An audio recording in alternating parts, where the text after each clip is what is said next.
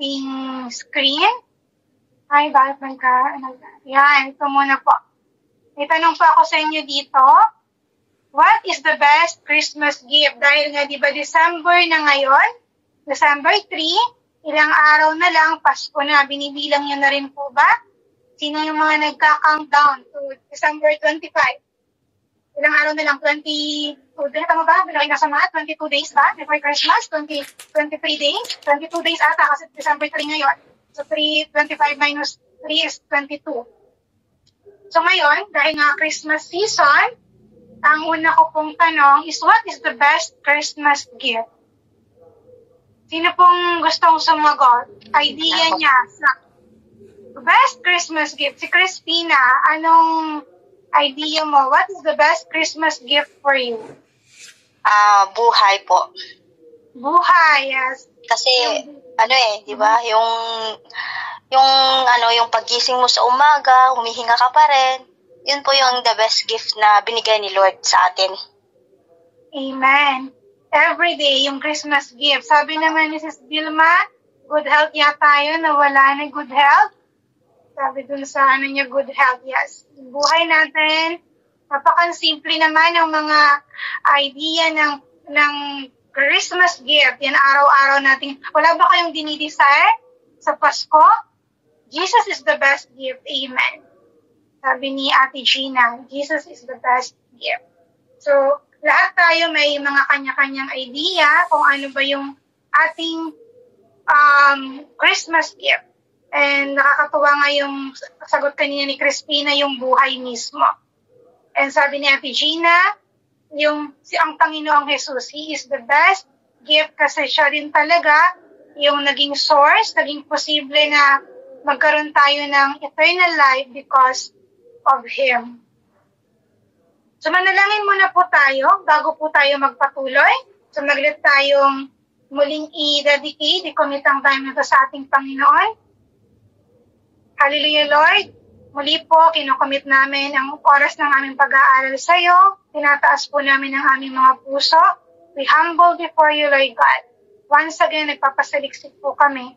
Check our hearts, Lord God. At kung meron po sa mga puso namin at this very moment na nakakahinder para po maintindihan namin ang gusto mong ituro sa amin sa gabing ito, inaas po namin, Lord, that may you remove lahat ng posibleng makahadlang, Lord God.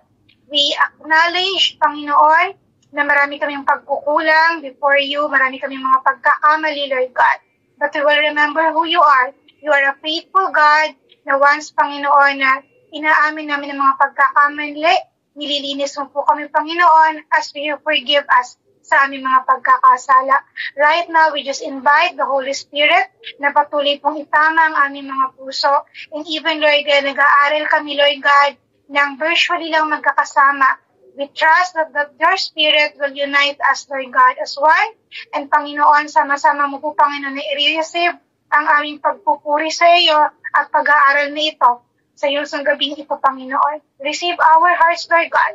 At Lord, lahat po ng maririnig namin sa gabing ito, magrema po sa puso namin. Patuloy po namin maintindihan ang gusto mo pong ituro sa amin sa gabing ito. We commit this time, Lord God. Bigyan mo kami ng strong and malakas pong internet connection, Lord God. Muli po, we bless you, we praise you in this time, and patuloy po namin ini-entrust ang iyong paggabay at ang victory po hanggang sa matapos ang service na gagawin namin sa gabing ito, Panginoon. Give us more strength, alert ng mga mind namin, Panginoon. We rebuke yung spirit po, Panginoon, ng pagod and even ng antok. Lord, tulungan mo kami, Panginoon, na makapagpuri sa iyo, Lord God, right now, na yung po mga presensya ng mga isip namin at puso namin nakatuon lamang po sa inyo. Ito po ang aming samat panalangin sa pangalan ng Panginoong Jesus. Amen and amen. Amen. So patuloy po tayo. Meron tayong babasahing account sa Biblia. Alam ko na marami po sa atin dito pamilyar sa story na ito. Di ba po, pamilyar ba tayo dun sa kwento? Nung sabi sa kanta natin sa Pilipinas, yung merong daw 3 haring nagsidalaw nung pinanganak ang ating Panginoon. So, ang context na babasahin po natin, pagbubulay-bulayan natin, is hango sa Matthew chapter 2 from verse 1 to 12. Basahin ko po ito, sundan nyo na lamang po ako sa screen. Sabi sa verse 1 to 2, ang title po nito sa Biblia is The Magi Visit the Messiah. After Jesus was born in Bethlehem in Judea, during the time of King Herod, Magi from the east came to Jerusalem and asked, "Where is the one who has been born King of Jews? We saw his star when it rose and have to come to worship him."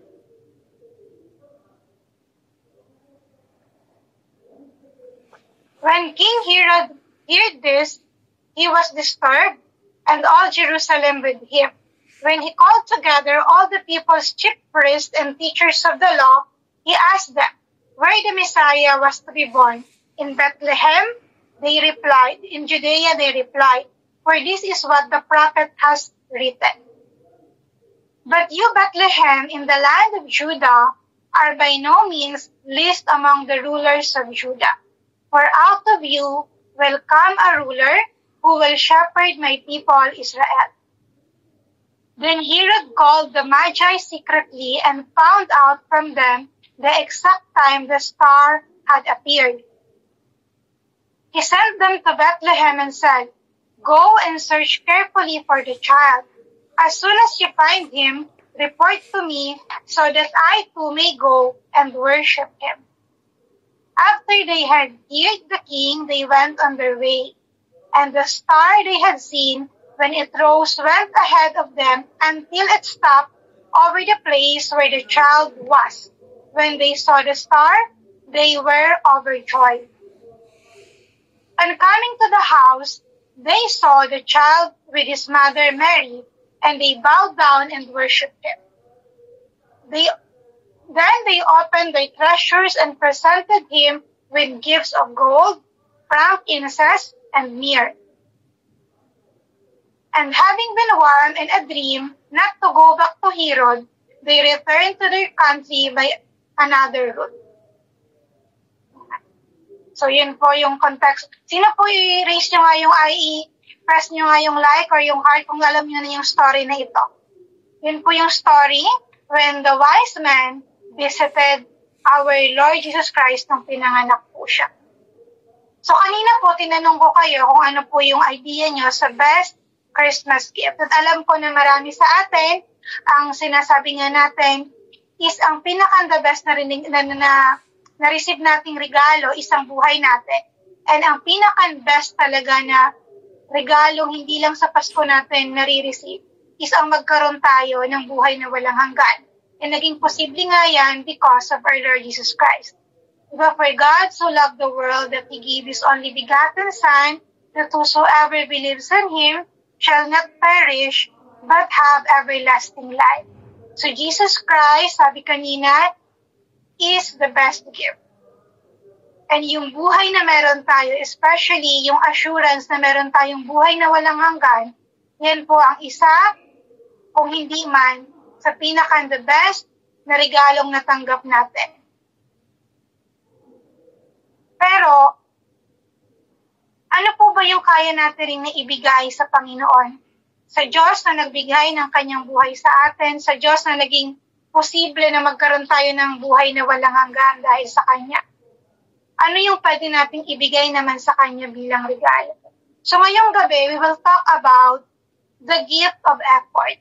At ito kasi yung makikita natin doon sa account ng 3 wise men. Kapag binagbulay-bulayan po natin yung story natin, makikita natin na nagbigay sila ng the best gift. At yung gift na yun, yung gift of effort. Bakit po natin nasabi na effort, yung effort ng 3 magi? Bulay-bulayin po natin muli yung kwento. Isa-isahin po ulit natin. Sabi dito sa verse 1 to 2, nung pinanganak daw po ang Panginoon sa Bethlehem, sa Judea, ito yung panahon na ang hari si King Herod. So ito mga magi, o yung kilala bilang mga wise men, nag-travel po sila from east at pumunta po sila sa Jerusalem kung saan west.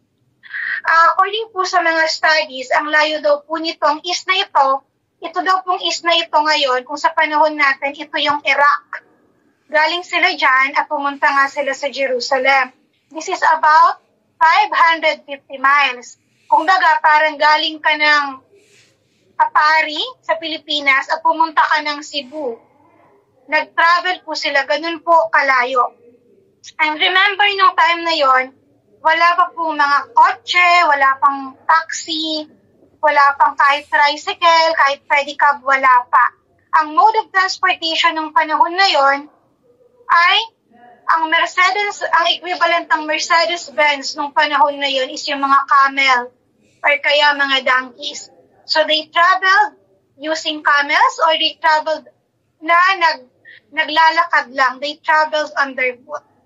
So, yung pong thought na yon, that these wise men traveled from afar, from east, going to Jerusalem, nakikita na po natin dito yung yung ginawa nila. Yung effort na in-exert nila just to go and visit the newborn king, ang ating Panginoong Yesus. At ano pa pong ginawa nila? Sabi diyan, they ask. Nung pagdating nila sa Jerusalem, they ask. Kung makikita po kasi natin dito sa kwento, isave at para ma-fulfilled ang prophecy that He will be ang magbibridge ng gap sa ating Panginoon. For the sinful man and the holy God to meet, siya po ang nag-bridge ng gap. So napaka-valuable po ng mga dinala at mga present na gift ng tatlong wise men. So they presented an offering. So every time that we have the opportunity to praise God, to na magpuri sa ating Panginoon, let's not come empty-handed. Let's always prepare something. Let's prepare an offering sa ating Panginoon. Dito po virtually lang tayo nag-a-attend, that I know that we will have also pagkakataon one day, wag po tayong mag-give up. I know that wala pong imposible sa Panginoon. Alam ko na marami sa inyo na nagnanais, nagdi-desire, na maka-attend sa physical church. Wala pong imposible sa Panginoon. And when we will have that opportunity na magkaroon po tayo ng pagkakataon na maka-attend sa physical church, let's not come empty-handed. At lahat po tayo na napaka-blessed, na meron pong pagkakataon tayo na maka-attend lagi ng worship service. Let's always remember na marami tayong mga kapatid na laging nagnanais na makapunta sa church pero hindi sila nagkakaroon ng opportunity.